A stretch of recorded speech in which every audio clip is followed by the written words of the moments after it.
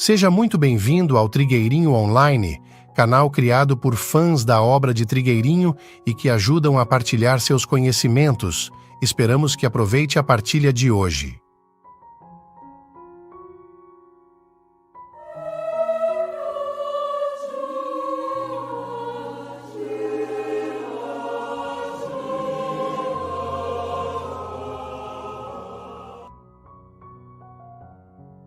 A humanidade aprenderá a lidar com a água quando tiver assumido em suas vidas o sacrifício, a renúncia e a entrega.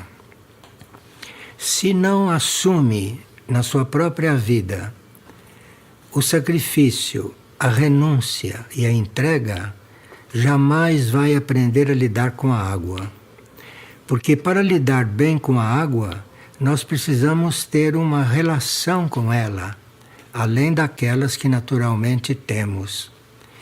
E como a água, entre os reinos, é um dos mais sacrificados, um dos que mais renuncia, porque a água renuncia às maravilhas que ela poderia fazer, e ela renuncia a isso para poder servir ao homem nas coisas mais simples, nas coisas mais rústicas. E assim mesmo, ela lutando para sobreviver como água viva, como vamos ver. Então, o sacrifício, a renúncia e a entrega estão implícitos na vida da água. E, portanto, nós não aprenderemos a lidar com ela enquanto não tivermos equiparados nessas intenções. Existe um mistério na água que não é compreendido pela ciência terrestre. A ciência terrestre ainda é muito material e a ciência terrestre não pode conceber uma água que não seja física, uma água que não seja dessas que a gente conhece, que sai da torneira ou que está nos mares. A ciência terrestre não consegue conceber que a água é algo que tem início, que brota, que é criada, não na Terra, não no planeta. A água não começa no planeta. A água vem do fundo do infinito. A água vem no início de toda a criação. A criação não poderia acontecer se não fosse em a água. De forma que a água, lá na sua fonte primordial, no seu início, a água onde ela nasce, ela não é física, ela não é líquida, viu? Ela é um fluido, ela é um fluido universal, um fluido cósmico que a mente humana não tem condições de imaginar. Então existe um grande mistério na água, que é esse mistério de como a água surge, porque todas as outras coisas surgiram depois da água. E o homem ainda não tem condições de penetrar isto, ainda não tem condições de, portanto, saber usar a água corretamente, porque algo que ele desconhece a origem, como vai usar corretamente? Só pode usar da forma que usa, mesmo porque o homem se mantém em um nível de ignorância com respeito às coisas do universo, às coisas do cosmos, que um dia deverá ser restabelecido, deverá ser curado e deverá ser restaurado. Quando desperdiçamos água, quando a envenenamos ou quando a matamos com produtos químicos, nós não sabemos o que estamos fazendo, não temos ideia do que estamos fazendo. e não temos ideia dos débitos kármicos que estamos adquirindo com essa forma de tratarmos a água. Porque primeiro matamos a água e depois a usamos. E isto entra no nosso débito kármico. Vocês veem quanto é complicado o karma humano. E uma das razões desta complicação kármica, uma das maiores razões, é a incompreensão do homem com relação à água. Um dos karmas mais graves para a humanidade é o karma produzido com o mau uso da água. É bom que se saiba disso. Os que podem acreditar nisso, os que podem conceber isto, devem mudar completamente a forma de tratar a água e de usar a água. Porque o desrespeito e a indiferença da humanidade, das técnicas, está impressa na água que nós usamos. Então, através da água, chegam para nós muitos impulsos, chegam para nós impulsos fundamentais. E da forma como a água é tratada antes de chegar a nós, vocês veem que isso modifica um pouco a nossa relação com ela, ou melhor, impede uma relação correta que poderíamos ter com ela. Então nós deveríamos ter um trabalho profundo na nossa intenção de usarmos a água, de estarmos unidos com a água da melhor forma possível, da melhor forma que pudermos. E mesmo assim já sabemos que estaremos em débito. Bem, por exemplo, vocês percebem a renovação que o corpo físico passa por ela quando toma um banho e após o banho. Então, depois de um dia cansativo, um banho mostra a você um dos pontos que todos nós podemos sentir.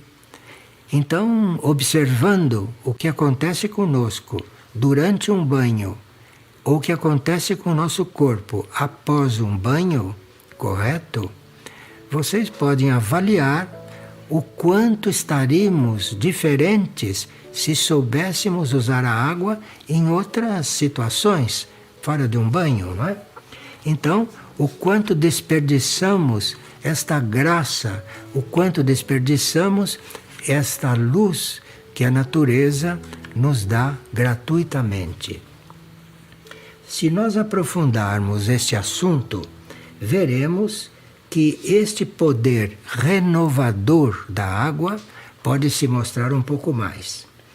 E esse poder renovador da água, que a gente percebe relativamente em um banho e após um banho, imagine-se o poder renovador da água com a presença dela como oceanos, como mares e como rios e lagos. E vemos como tratamos os mares, como tratamos os oceanos, como tratamos os rios e os mares. Bem, para começar, nós teríamos que reconhecer que a água é um veículo para a condução e armazenagem de cargas magnéticas. De forma que a maior parte da rede magnética da Terra planetária encontra-se nos oceanos. E nós teríamos que ter os oceanos tratar os oceanos com muito mais respeito, porque ele representa a rede magnética planetária. E essa rede magnética significa, inclusive, a transmutação de tudo aquilo que a humanidade produz, com seus corpos físicos, emocionais, mentais, a transmutação disso tudo. O maior elemento transmutador são os oceanos. Se não fossem os oceanos, o que a humanidade emite tornaria o ar irrespirável, tornaria a terra irrespirável. E é por isso, talvez, supõe-se, é por isso que os oceanos têm a maior parte da superfície da Terra. Talvez seja por isso que 70% da superfície da Terra é tomada pelos oceanos. E se não fossem assim tão frequentes em todo o planeta, seria irrespirável o que a humanidade produz. O elemento água é o símbolo dessa rede salvadora. Percebe? O elemento água é o símbolo dessa rede salvadora. A criação conta com a água para que a gente não pereça. Não só porque o nosso corpo precisa de água, mas principalmente porque os oceanos transmutam tudo aquilo que, expelido por nós, começaria por nos envenenar. Então, a água é o símbolo de uma rede salvadora neste planeta. A água tem como características maleabilidade e adaptabilidade. A água é muito maleável, a água é flexível, a água se adapta a um copo, a uma xícara, a um oceano, a um rio. A água é muito adaptável e ela representa mesmo em um copo, reduzida a um copo, ela representa ali o que ela é de verdade, o que ela representa, não é? Para nós. Então, teríamos que nos preparar para usar a água corretamente se quisermos entrar em etapas mais avançadas, nas quais poderemos passar por transmutações. De forma que a nossa relação com a água não é só uma coisa higiênica e nem só uma coisa ética. A nossa relação com a água representa a nossa entrada em uma etapa mais avançada da nossa vida sobre a Terra. A nossa relação com a água, como essa atual, não vai permitir que a gente entre numa outra etapa de vida, porque isto é básico, porque a água faz parte do nosso organismo. Aqui nós poderemos ver, por exemplo, o poder renovador da água, o poder renovador que ela produz em nós. E vejam como é importante e como isso vai além da parte física, além do que um banho proporciona, porque se nós não tivermos um banho regular, um banho correto, não sei como seríamos, não sei como grosseiros seríamos. Agora, então, apesar disso, a água revitaliza a nossa aura. Não só ela limpa o nosso corpo físico do pior, como também ela revitaliza a nossa aura, ela revitaliza o nosso corpo etérico e facilita o relaxamento da rede etérica. A rede etérica dentro do corpo físico está muito tensa pelas circunstâncias em que vivemos, pelas grandes cidades, enfim, pelas circunstâncias em que vivemos. E a água revitaliza a nossa rede etérica e facilita o relaxamento dessa rede. E, com isso, a água faz um trabalho sutil que nós nem percebemos. Enquanto ela purifica, ela procura equilibrar a nossa rede etérica de toda a sujeira que ela atrai e contém, então ela possibilita a circulação da energia criativa. Então a água tem um relacionamento espiritual conosco. Então a água está fazendo com que a nossa energia criativa possa se manifestar. Isso vem também do uso da água. Bem, agora nós vamos ver o que acontece e quais são os benefícios que a água produz em 3 fatos, que são fatos comuns e que nos dão a entender, nos dão a proporção em que a água contribui para conosco. É quando fazemos enemas, como fazemos banhos de imersão, ou quando tomamos banho em águas correntes. Pelo que acontece nesses 3 tipos de uso da água, vocês veem o quanto a água é fundamental na nossa vida. Nos enemas, por exemplo, além dos efeitos terapêuticos, a água facilita a remoção de resquícios que ficam no corpo de experiências passadas e que, impregnadas que estão no corpo, impedem, bloqueiam a abertura de novos ciclos para o corpo. Então veja que um enema, se nós tivéssemos uma educação, se nós tivéssemos uma educação correta, científica, todos nós faríamos enemas regulares. Nos organizaríamos para fazer enemas porque todos os resquícios de experiências que fizemos, passadas, nos bloqueiam internamente e isso fisicamente é cuidado durante o enema.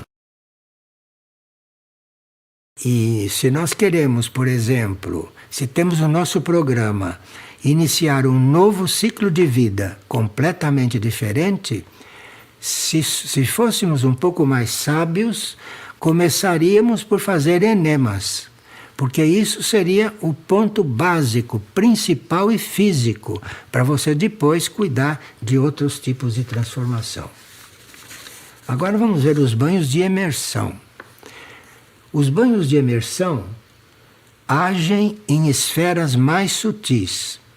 O banho de imersão não age só dentro da banheira e no corpo físico.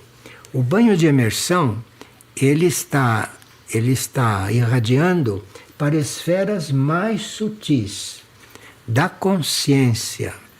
Então a nossa consciência, que não é física, recebe os efeitos de um banho de imersão. De forma que um banho de imersão não devia ser feito assim como fazemos, com esses sabonetes venenosos, esses sabonetes tóxicos, essas coisas que se usa. Então, um verdadeiro banho de imersão seria uma limpeza de nossas esferas sutis, nossas esferas do físico sutil, e um relaxamento etérico semelhante ao do sono. Então, um banho de imersão bem feito significa algo equivalente ao sono. O que acontece de renovação durante um sono pode acontecer durante um banho de imersão. Então veja como somos descuidados com respeito a tudo isso. Agora, banhos nas águas correntes. Esses são tão atuantes que o banho na água corrente, porque a água estando corrente, ela tem mais vida e ela age mais sutilmente.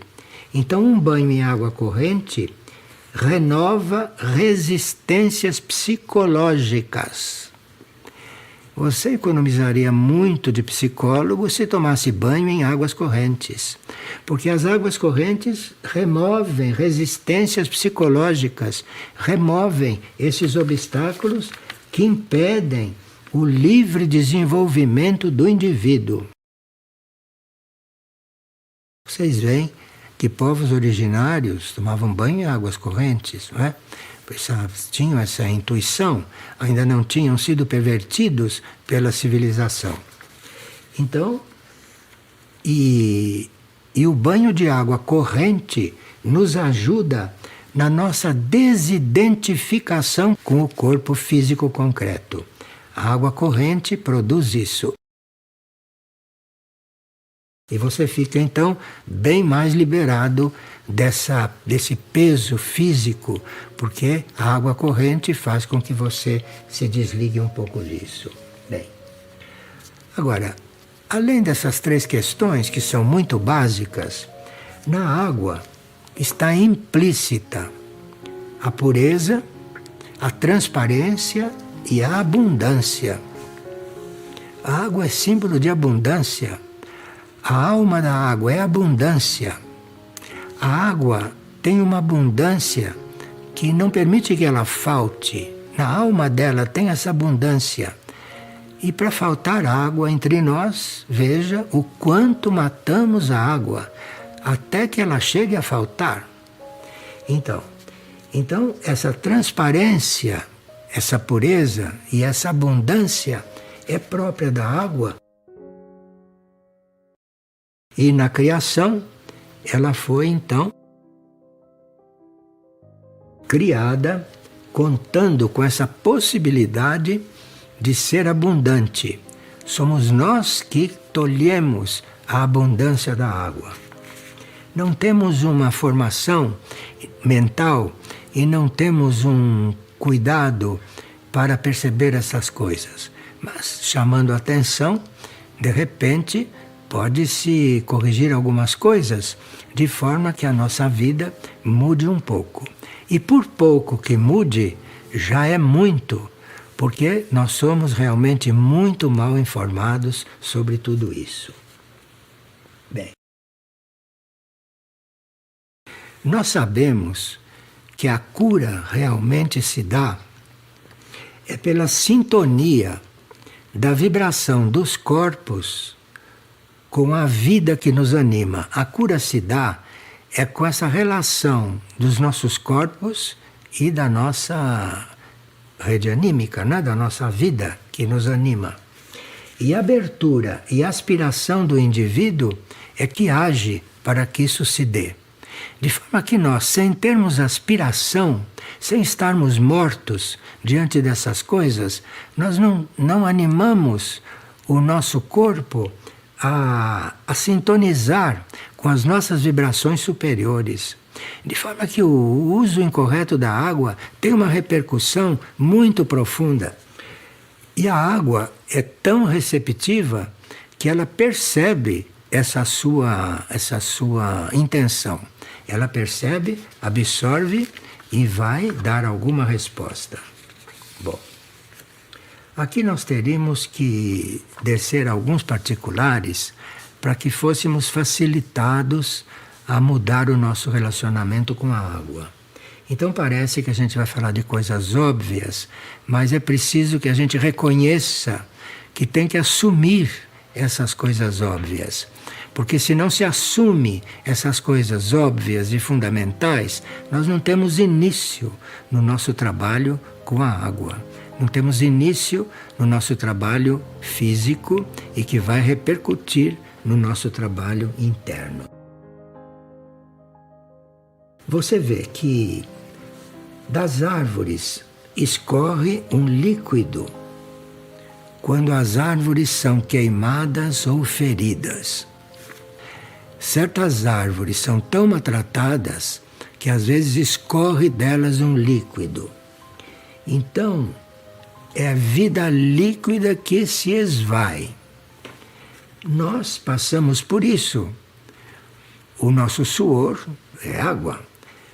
A nossa saliva, as nossas lágrimas, a nossa urina, isto são secreções dos nossos corpos, diferente da secreção das árvores, mas nossos corpos também têm isso. E nós teríamos que compensar isto, teríamos que cuidar de viver em equilíbrio para que tudo isso, que é a nossa secreção, não nos deixe carente de elemento líquido. Bom, se nós tivéssemos um comportamento correto com a água, nós chegaríamos a extrair de flores aromáticas líquidos, não líquidos muito concretos, mas essências que seriam de rejuvenescimento e de correção de certos defeitos físicos. Isso para nós é desconhecido, porque jamais iríamos pensar que algo que extraíssemos das flores iria fazer isto. Pois é, mas essa falta de comunicação verdadeira com a água, com o elemento líquido, faz com que desconheçamos completamente que o extrato de flores aromáticas contribui para rejuvenescimento. Isso seria importante, porque isso faz parte daquele ponto da criação. Segundo a ciência espiritual, o nosso corpo poderia durar 120 anos. Durar 120 anos, não é? Mas tendo o alimento desse extrato de flores aromáticas. Mas isso tudo é um campo da evolução que desconhecemos completamente e vamos ficando numa escuridão mais total à medida que os tempos vão passando. Mas sabemos todos que a uma certa altura o planeta vai resolver isto fazendo uma grande transformação. E essa transformação será realmente muito oportuna, porque será a revitalização de toda uma vida planetária. Bem, veja, nós temos na atmosfera o estado gasoso da água. Na atmosfera, a água em estado gasoso. Tanto assim que quando se faz um batismo, que se usa água física para fazer o batismo, mas aquele que está batizando, aquele que é o sacerdote, ele sabe ligar o gasoso do espaço com aquela água física. E isto é o verdadeiro sentido do batismo, porque o verdadeiro sentido do batismo faz primeiro uma desobstrução no ser, para depois introduzir algo do alto. Bem, então a água do batismo, aliás, o fato do batismo incluiria tudo isso. Então ali precisa que haja um ritual, que o gasoso do espaço entre naquela água para que ela realmente possa desobstruir e que ela realmente possa preparar o físico do indivíduo para receber uma energia do alto. Mas aí estaria também a capacidade do sacerdote, estaria também a intenção de quem está sendo batizado. Bem, quanto à água destilada, seria um ótimo desinfetante para os olhos. Nós usamos colírios, usamos essas coisas químicas, porque desconhecemos que se pingássemos água destilada nos olhos, faria um efeito melhor do que tudo isso. E não ofenderíamos os olhos. Mas onde vai se buscar água destilada, né? Então, mas a água destilada está disponível na natureza, está disponível. Então, teríamos que ter um outro tipo de desinfetante para os olhos, se quiséssemos. A água também é influenciada pelas propriedades físicas dos continentes com os quais ela está em contato. De forma que a água dos mares, em contato com os continentes, ela vai se transformando. Ela vai absorvendo coisas dos continentes e, portanto, se nós quisermos encontrar a água dos mares no sentido mais original, teríamos que ir para mar muito alto, longe da Terra, longe dos continentes. Então, isso seria uma forma de nós fazermos certos tratamentos, mas em alto mar, não perto dos continentes, porque a água está interferida pelo que os continentes irradiam. Vamos falar um pouco sobre o que é chamado de água dormida. A água dormida é aquela que a gente deixa ao relento. Você põe ao relento uma vasilha com água e deixa ela ali. Chama-se água dormida. E no dia seguinte, você vai usá-la como medicamento. Como medicamento. E a água dormida cura muita coisa que os remédios não curam. Mas sabe, para tudo isso precisa ter uma união com o elemento, precisa ter uma união com a água, uma união de verdade, não uma união hipócrita, uma união de verdade. Então você está se sentindo mal, alguma coisa, você coloca a água ao relento, deixa ela passar a noite, a toma de manhã, aquilo é o melhor remédio, o melhor remédio. Agora, ela só pode responder se ela é colocada ali direito, se ela recebe a mensagem que você está querendo dela, não é? Se você karmicamente tem direito a isso, não é? Se você karmicamente não fica prejudicado com tudo isso, não? Porque o desperdício de água que se faz, a sujeira que se põe na água, tudo isso impede que a água dormida, que a água posta ao relento, não é, possa fazer um bem para nós. Enfim, nós teríamos que ter uma reeducação. Teríamos que ter uma reeducação. Podíamos experimentar, escolhermos setores da nossa vida, porque tudo de uma vez não dá. Escolhermos setores da nossa vida e aprofundarmos certas coisas. Vejamos a água ferruginosa. A água ferruginosa é aquela que tem um ferro além do normal. E você pode procurar em certas fontes. Existem cidades balneárias onde você pega em certas fontes a água ferruginosa. E a água ferruginosa é o remédio para a anemia. Então você bebendo água, você cura tudo. A anemia você cura com água ferruginosa. Mas para isso é preciso da sua relação interna com isso tudo, porque senão isso tudo fica fechado.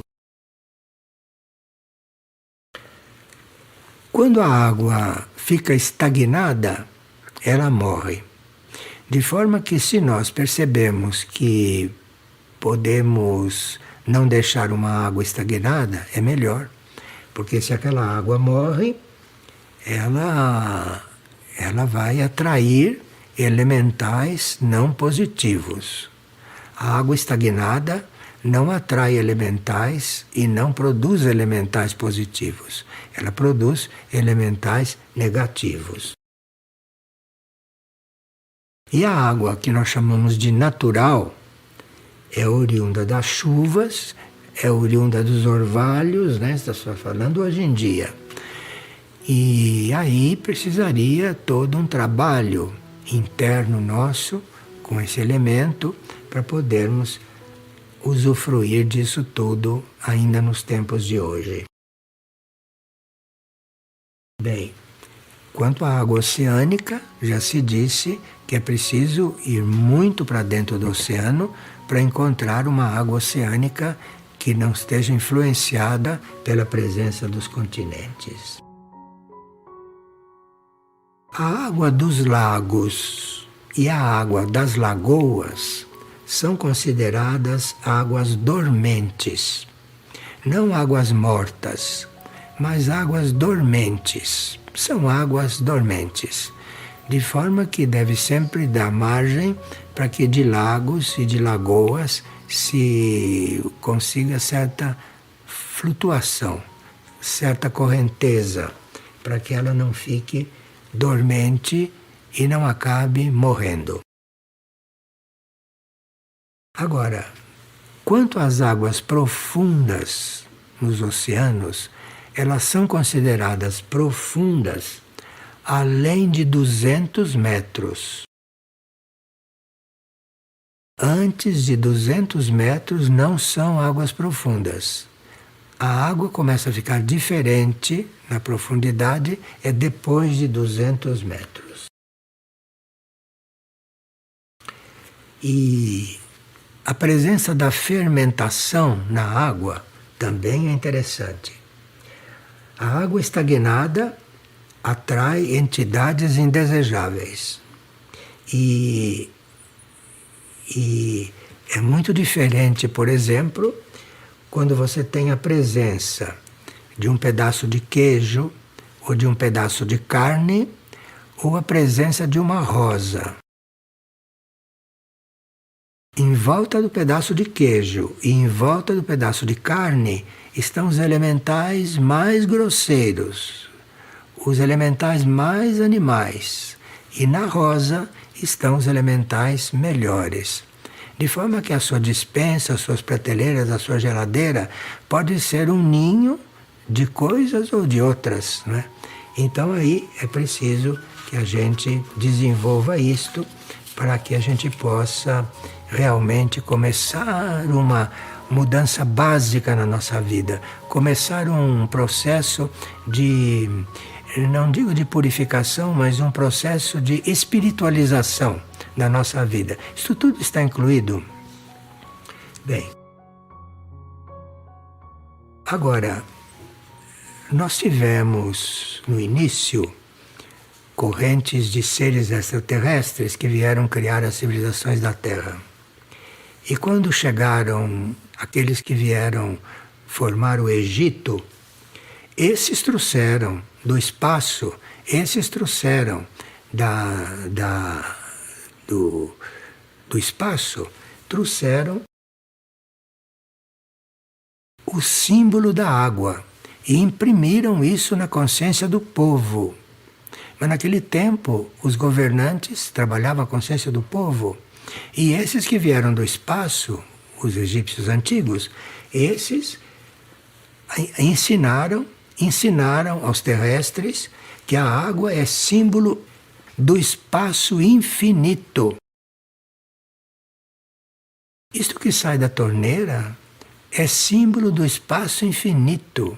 E vejam no que nós o reduzimos. E a água, ensinavam os egípcios, a água é o primeiro princípio das coisas. A Bíblia acena isso. Então, o primeiro princípio das coisas não é a água do plano material. A gente lê ali e pensa que é a água do plano material. Mas como princípio das coisas, como representante do infinito, é esta água que não é material, que é o fluido potencial da água. Simbolizada no Egito por algo que eles chamavam de Deus não revelado.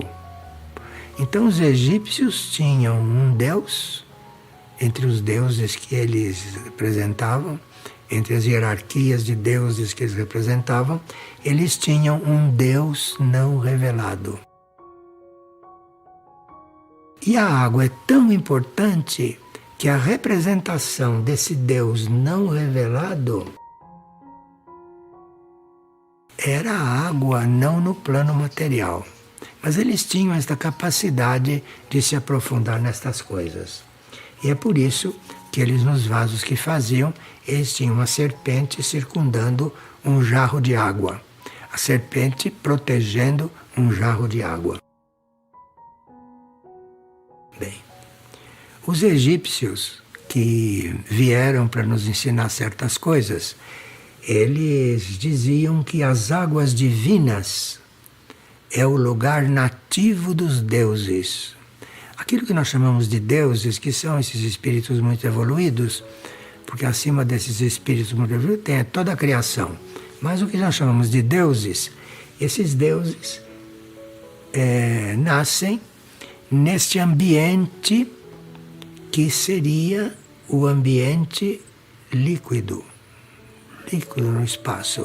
É impossível imaginar isto, mas é bom tentar imaginar, porque de alguma forma nós nos coligamos com isso e vamos aprendendo a viver. Bem, e os egípcios nos ensinavam, temos que recorrer aos egípcios, porque hoje não tem quem ensine isto. Então, os egípcios ensinavam que este Deus é indivisível e que, por isso, a água foi o primeiro princípio. Tudo começou com a água, porque era o único elemento indivisível. A água não se separa. A água é indivisível. Então a água corresponde a essas águas divinas, aonde surgiram esses primeiros deuses.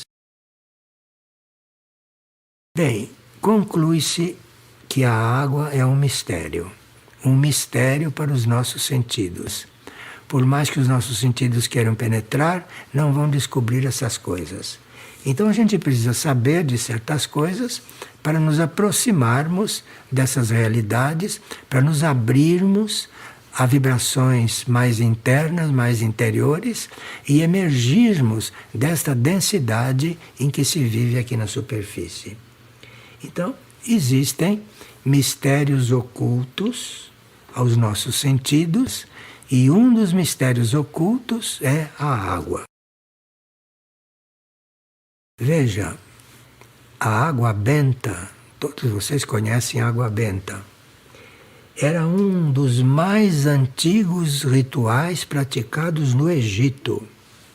O Egito usava o ritual da água benta desde sempre, porque ali no ritual da água benta, aquela água se renovava, aquela água assumia outros papéis, então agia sobre o homem de uma certa forma. Isso também se deve ao Egito, e foram egípcios que descobriram isso, e foram egípcios que introduziram isso neste planeta, a água benta, que é uma coisa também que a gente usa assim um pouco superficialmente, sem saber com que está lidando. Isso segundo se ela realmente foi benta, né? Mas a gente usa isso um pouco superficialmente e teríamos que nos regenerar um pouco com certos usos. Vamos agora falar um pouco das neves eternas e das geleiras, porque algo nos diz que teríamos que saber um pouco disso. As neves eternas e as geleiras, o que existe aí é a poeira cósmica. De forma que você está diante de uma geleira, você está diante de uma neve eterna, você está diante de poeira cósmica. Então, que nos coliga com os níveis mais distantes dos universos. Então, se você está diante de uma geleira, você está diante de uma neve eterna, vocês estão em contato com os níveis mais distantes do universo. Vocês ouviram falar que mestres ascensionados têm a sua casa no ponto mais alto do Himalaia. Sim, porque ali tem uma circulação direta com os níveis mais distantes do universo. Portanto, beber água das neves produz algo muito especial. E nós precisamos ter cuidado com isso, porque se não estivermos preparados e se não estivermos educados e se não estivermos controlados, essa água das geleiras, poderosa como é, vai dar um crescimento excessivo para certas glândulas do nosso corpo. Então, nem sempre nós podemos estar lançando mão de águas de outras formas. Água de geleira e água de neves eternas, isso tem que ter muito cuidado, porque nós não estamos em condições de usar isso, porque isso produziria um hipercrescimento para certas glândulas nossas e, portanto, doenças. Certos organismos das águas não podem viver em água fervida. Então isso aqui é muito interessante, porque nós precisávamos saber usar água fervida. Nós não temos o menor critério, acendemos o fogo e aquilo fica lá fervendo até evaporar. Então, certos organismos não podem viver em água fervida. Então a água toma fervura e já começam a morrer muitos elementos da água. E para você tomar a água que foi fervida, os micróbios nela já morreram, mas ela absorveu da atmosfera uma grande quantidade de partículas mortas. Então, quando você ferveu a água, aquilo não é para tomar. Porque aquilo, se ela já matou todas as coisas e você toma coisas mortas, ou então você toma as coisas mortas que estavam na atmosfera e que a água fervida absorveu.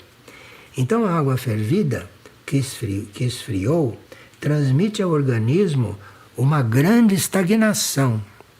Então, se você ferve a água, deixa esfriar, depois usa aquela água é estagnante. Aquela água deixa o cérebro estagnado, deixa o cérebro adormecido. Então, é preciso muito cuidado com o uso da água quente, do uso da água esquentada, não? Preciso muito cuidado com isso. A água ferveu demais é água morta. E aí depois começa a absorver coisas mortas do espaço, que estavam mortas há muito mais tempo. Então é isso que a gente toma. Então. E a água pura, sem ser fervida, a água pura sem ser mexida, é um grande medicamento. É um grande medicamento. E se nós tivéssemos a possibilidade de termos água pura, de termos água não clorada, água não cheia de coisas, a água pura pode curar qualquer ferimento. É que nós não temos água pura. Mas, se houver oportunidade de você ter água de uma fonte e você ter um ferimento, experimente tratar aquilo com água pura. Porque isso cura.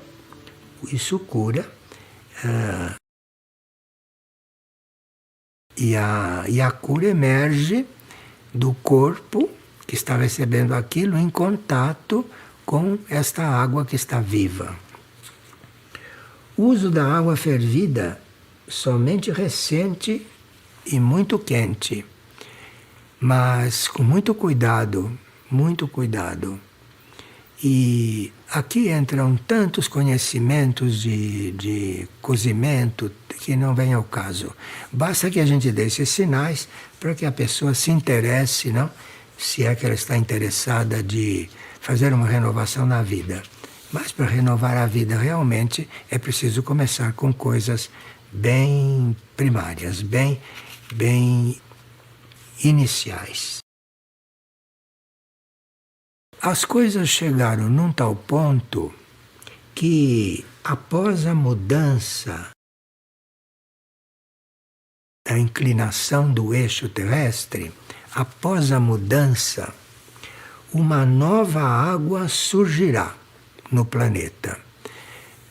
Após a mudança, após a inclinação do eixo, quando houver essa que nós chamamos de transição, não haverá mais o uso da água vigente agora. Uma nova água surgirá. E claro que isso está nos mecanismos do universo, a possibilidade de fazer isso, e que nós desconhecemos. Um dos mistérios da água é esse. É como é que a água no planeta vai ser outra, depois da transição. Isso é um dos mistérios da água mais importantes. Agora, é um mistério para nós, não para os centros planetários. Porque o Centro Aurora, por exemplo, ele é equipado com toda a compreensão a respeito do que será a Terra depois da transição, e ao Centro Aurora caberá um dos movimentos de renovação desta água.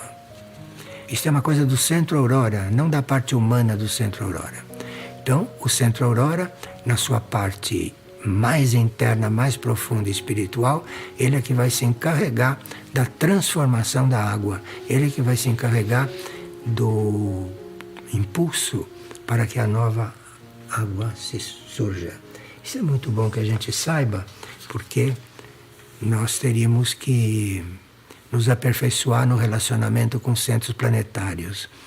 E a propósito da água, o Centro Aurora é muito importante por isso. Bem, aqui veja, o reino dévico é o grande responsável pela manifestação desses canais. tudo que acontece com a água, o reino dévico é sempre responsável por essas transformações. E nós gostaríamos de transmitir uma pequena oração. E não poderíamos deixar esse assunto assim, aberto dessa forma. Nós teríamos que ter uma oração que diga respeito a um contato dévico, porque são os devas que estão diretamente coligados com todos esses assuntos. Nós já estudamos os devas várias vezes, podemos dizer isto aqui agora. Mas aqui, um deva nos passou esta oração sobre a água. Ela diz o seguinte: água, fluido universal, dom da manifestação. Fluido universal, dom da manifestação. Divina providência, lei absoluta no universo. Veja quanta coisa está dentro destas frases. Vou repetir. Água, fluido universal, dom da manifestação.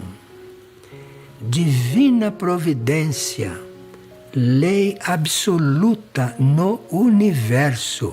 Isto é conhecido pelo reino dévico. Continuam. Chama teus filhos para que possas revelar-lhes o divino amor. Relacionar isto com a água. Chama teus filhos para que possas revelar-lhes o divino amor. Água revelando o divino amor. Amor crístico que alivia o sofrimento e traz o equilíbrio aos 4 elementos.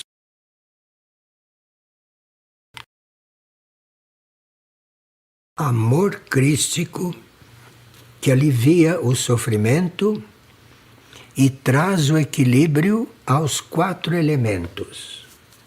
Como é importante, hein? E o Deva cita as cascatas do Iguaçu.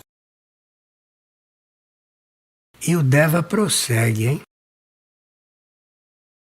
Força, beleza e ternura expressos pela Mãe Natureza através do seu amor. A água, como integrante do reino mineral, tem a função de sintetizar todas as experiências desenvolvidas por todos os demais estados de consciência.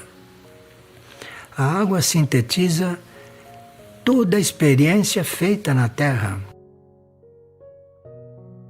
A água, como integrante do reino mineral, tem a função de sintetizar todas as experiências desenvolvidas por todos os demais estados de consciência expressos por este reino da manifestação.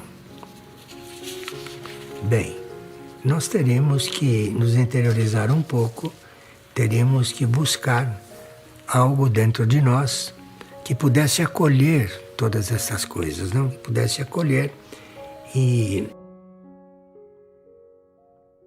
esses devas pronunciaram mais uma frase que é muito boa a gente receber.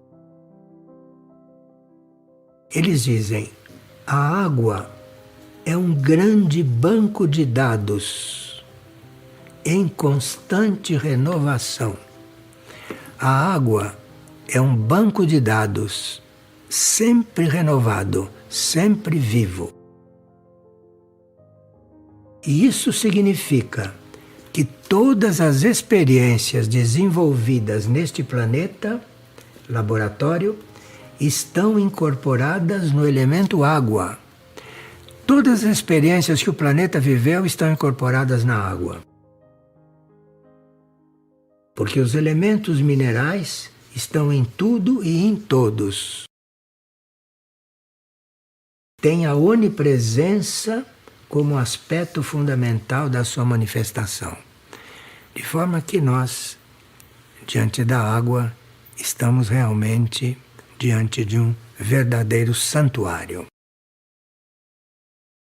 Eu espero ter colaborado para que a gente veja este líquido não só como um líquido, mas como um fluido universal. E assim vamos conseguir tratá-lo com mais respeito, com mais gratidão e talvez eliminar da nossa atitude a indiferença. Porque a indiferença é uma coisa própria do homem e diante da água isto é realmente uma falha muito grande com respeito a toda manifestação. Obrigado então pela atenção.